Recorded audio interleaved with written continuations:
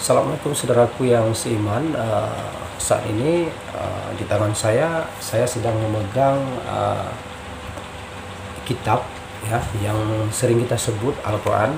Nah, pada kesempatan ini saya ingin sedikit berbagi ataupun berpendapat mengenai penggunaan ataupun cara memakai Al-Quran yang seharusnya dianjurkan kepada umat muslim. Nah, terkait mengenai Al-Quran, di sini secara umum Al-Quran ini digunakan sebagai pedoman dan sebagai pemahaman untuk kita menggali ataupun mencari makna yang seharusnya tersampaikan dari isi Al-Quran ini. Nah, saudaraku yang seiman, saya akan memperlihatkan sekilas isi Al-Quran ini kepada Anda semua.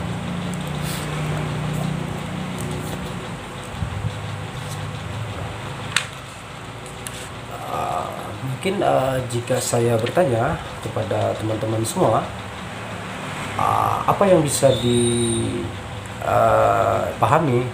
dalam isi Al-Quran ini?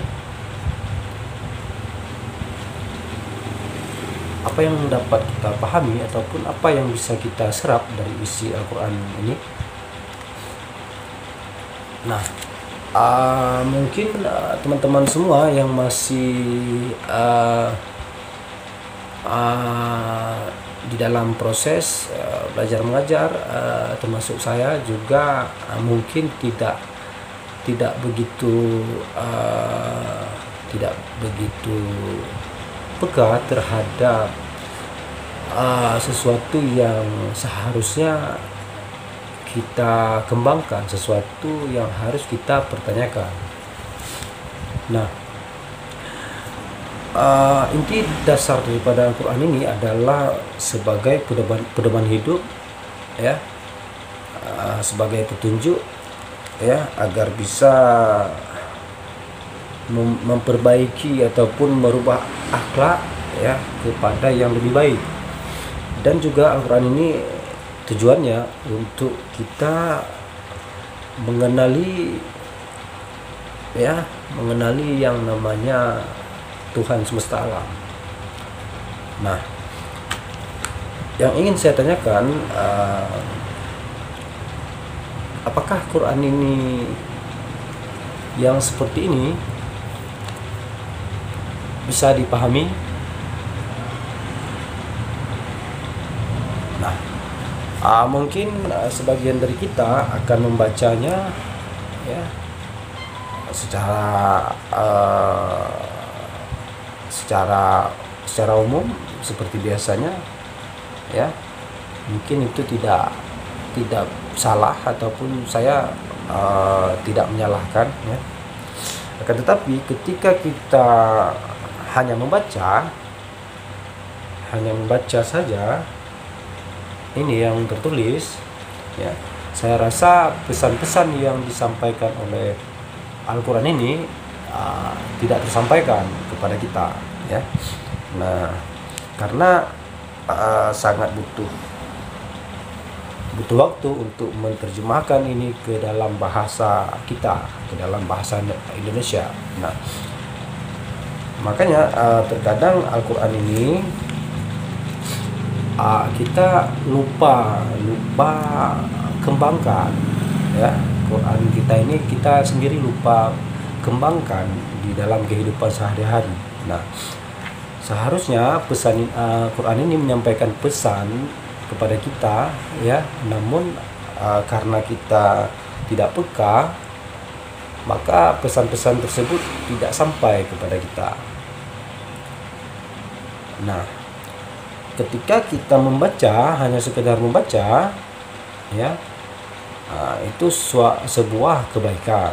Nah, akan tetapi yang maksud saya di sini, coba kita naik ke satu tingkat yang lebih tinggi.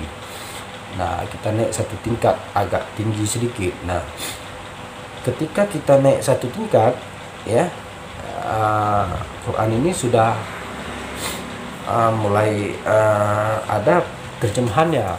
Nah, jadi ada Quran yang terjemahannya. Nah, ketika kita masih berada di sekitaran ini, ya, dengan mengalunkan bahasa Arab ini, saya rasa pesan itu tidak akan tersampaikan kepada kita. Nah, karena saya rasa kita tidak mengerti, ya, karena kita hanya membaca dan menambahkan irama. Ya, itu tidak salah, itu sebuah kebaikan. Akan tetapi saya rasa jangan pula lalai di situ, lalai dengan hanya membaca, karena Quran ini kan sebagai pedoman, sebagai petunjuk, berarti ada pesan yang ingin disampaikan kepada kita. Nah, jadi harusnya kita memiliki satu Al-Quran yang ada terjemahan. Nah, kemudian setidaknya kita bisa membaca kisah-kisah, ya, kisah-kisah yang telah lampau itu, apa yang terjadi di sebalik ataupun esensi yang terjadi di sebalik Al-Quran itu, di sebalik bahasa Arab itu. Nah, kemudian ada 3 cara membaca Al-Quran menurut saya. Nah, yang pertama, kita membaca Al-Quran itu bisa saja dengan mata kepala. Ya, ketika kita membaca Al-Quran dengan mata kepala, kita hanya menemukan,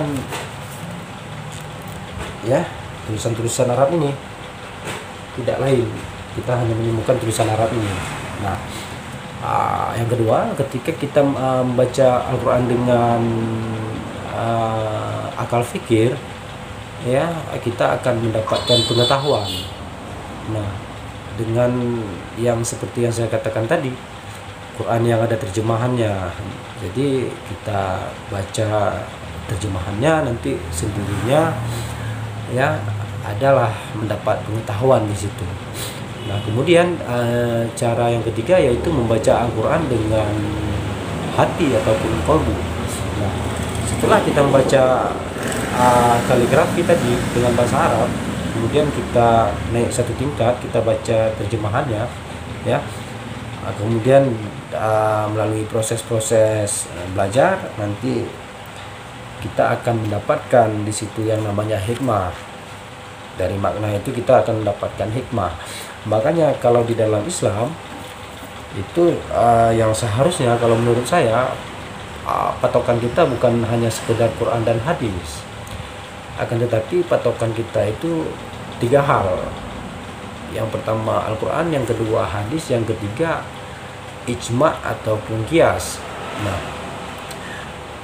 ketika kita membuang kias ataupun ijma, ya, jadi Quran ini tidak bisa kita terjemahkan ataupun tidak bisa kita mengambil maknanya. Ya, makanya saat ini kita melihat bahwa pada umumnya kita ini hampir tidak menggunakan kias lagi.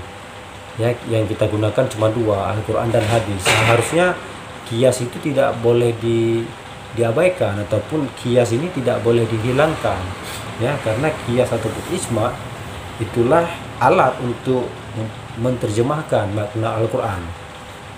Nah,